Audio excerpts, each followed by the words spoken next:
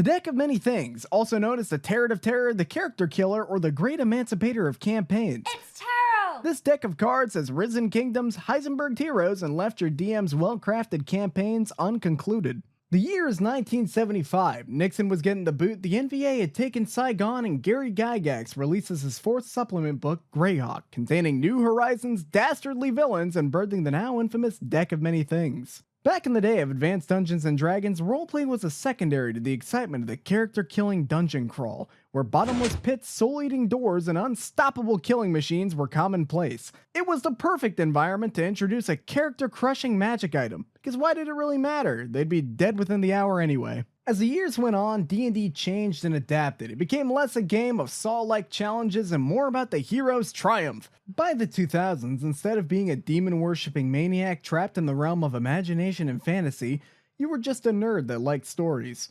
Almost everything changed about D&D, even this fun dungeon.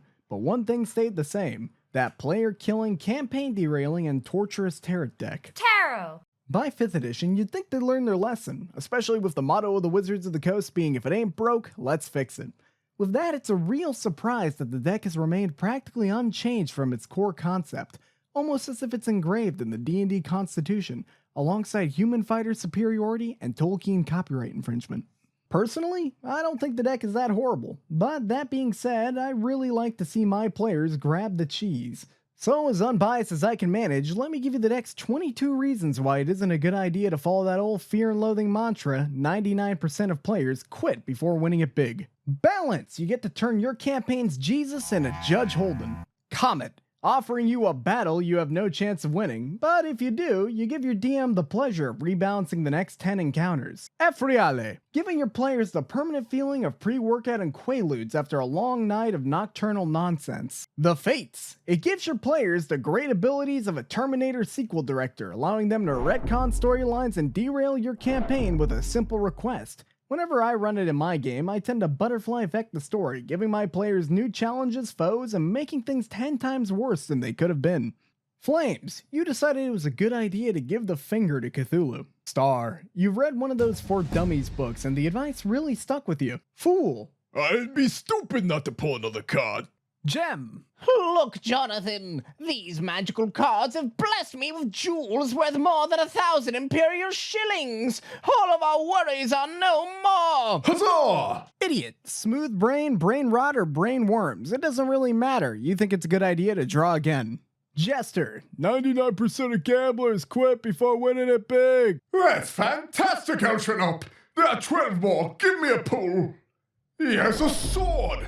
This weapon is one of legends. Eltronop, this is a blessing from the gods. Here, let me draw again. Knight, your adoring fan is conjured into existence and serves you loyally, doing everything and anything you say. A squire, blessed be by the gods. I serve you until the rest of your days, my lord.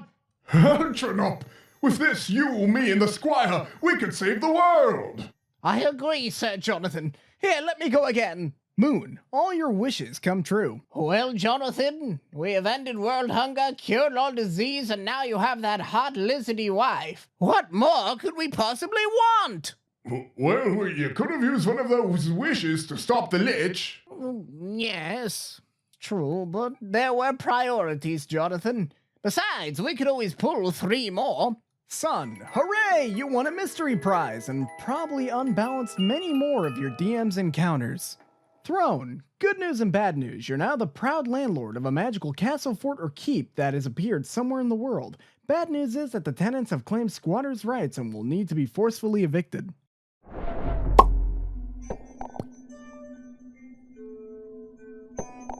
Oh. Skull, you pulled from the deck and it took that personally. Well, he's not here. Where in the blazes could he have gone? Perhaps another card would bring him back to me.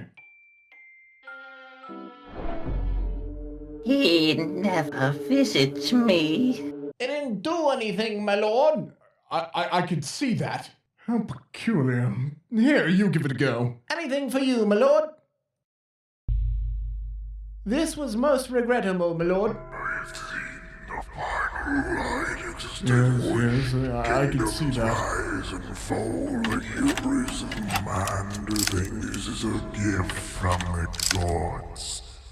Do not interfere, or your fate shall be Give me the cards! Ruin, the medieval IRS has found out about that unreported dragon's loot, and they took that personally. Talon, the maiden's medieval pimp, found out that you don't have the funds to reimburse the Talon, and they want to take collateral.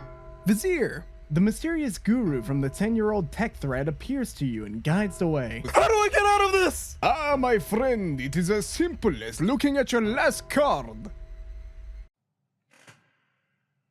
Well...